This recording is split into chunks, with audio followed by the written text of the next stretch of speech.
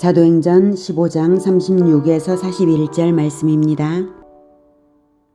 며칠 후에 바울이 바나바더러 말하되 우리가 주의 말씀을 전한 각성으로 다시 가서 형제들이 어떠한가 방문하자 하고 바나바는 마가라 하는 요한도 데리고 가고자 하나 바울은 밤빌리아에서 자기들을 떠나 함께 일하러 가지 아니한 자를 데리고 가는 것이 옳지 않다 하여 서로 심히 다투어 피차 갈라서니 바나바는 마가를 데리고 배 타고 구브로로 가고 바울은 실라를 택한 후에 형제들에게 주의 은혜의 부탁함을 받고 떠나 수리아와 길리기아로 다니며 교회들을 견고하게 하니라. 사랑하는 형제 여러분, 8월 7일 토요일 저녁 묵상에 오신 것을 환영합니다. 바울과 바나바의 1차 선교 여행 성공 후에 할례 구원을 주장하는 할례파의 잘못된 가르침이 교회들을 혼란케 한 일이 있었습니다. 그래서 예루살렘 제1차 공의회가 열렸고 할례는 구원과 무관하다는 결론이 났습니다. 예루살렘 공의회의 결론으로 안디옥 교회는 평안을 찾았는데요.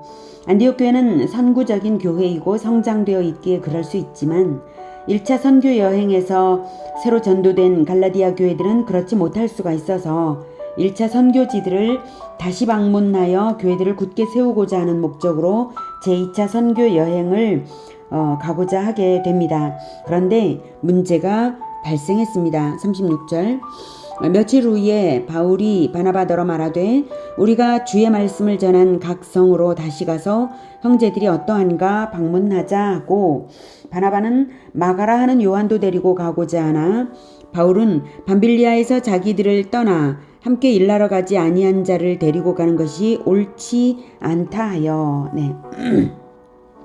2차 선교 여행 동행자 선정 문제로 의견이 갈린 것입니다.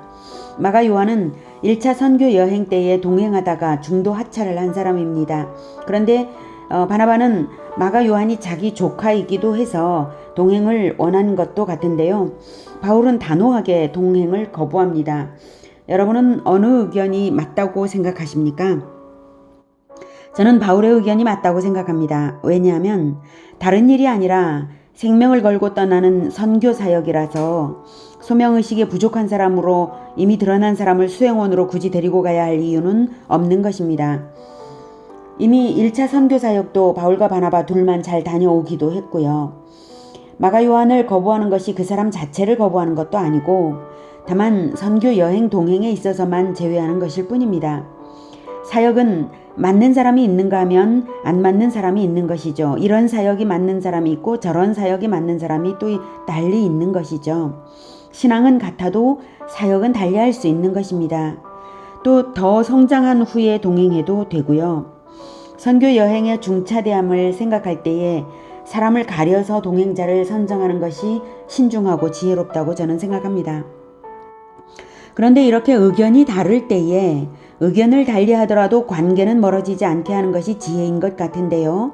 바울과 바나바는 심하게 다툰 것이 문제입니다. 39절 서로 심히 다투어서 피차 갈라서니 바나바는 마가를 데리고 배 타고 구브로로 가고 바울은 실라를 택한 후에 형제들에게 주의 은혜의 부탁함을 받고 떠나 수리아와 길리기아로 다니며 교회들을 견고하게 하니라.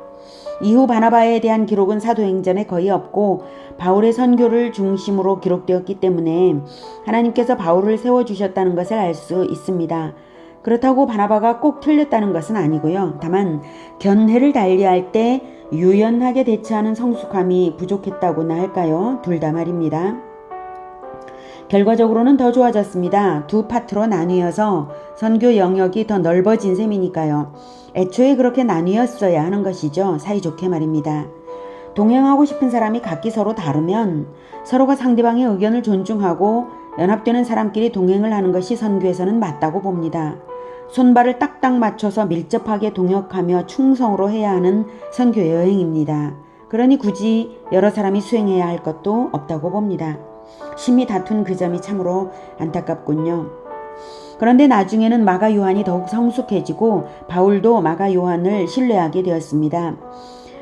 디모데후서 4장 11절에 보면 누가만 나와 함께 있느니라 내가 올 때에 마가를 데리고 오라 저가 나의 일에 유익하니라 이렇게 바울이 썼어요.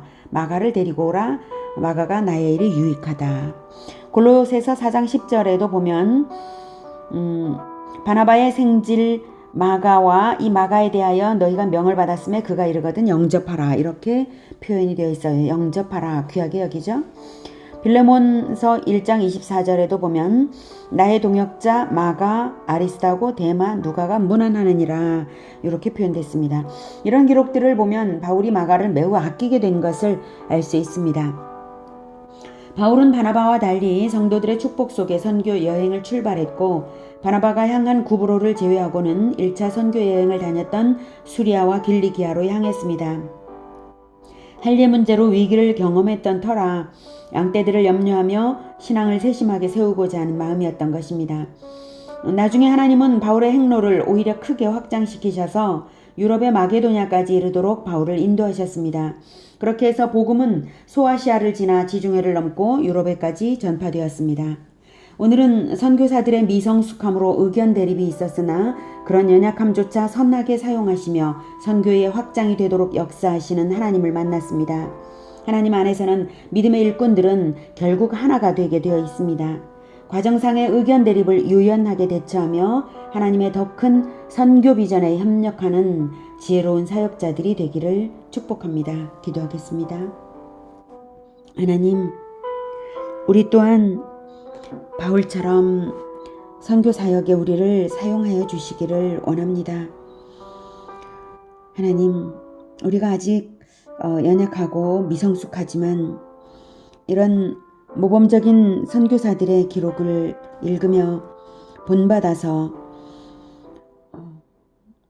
전도된 대상들의 신앙적 성숙함을 배려하며 세심하게 기울여 목회하는 자가 되게 하시고 그리고 또한 하나님의 선교 비전을 품어서 더 넓은 지역으로 확장하여 나가는 그러한 선교적인 교회 공동체가 되도록 주님 우리를 이끌어 주시고 사용하여 주시옵소서. 그리고 무엇보다도 주의 일을 할 때에 하나된 마음으로 하고 지혜롭게 하며 서로 화평하게 큰 그림 안에서 늘 하나 되는 행복한 교회 공동체, 선교하는 교회 공동체 되게 하여 주시옵소서. 예수 그리스도 이름으로 기도드립니다. 아멘. 이어지는 시간은 개인 기도 시간입니다.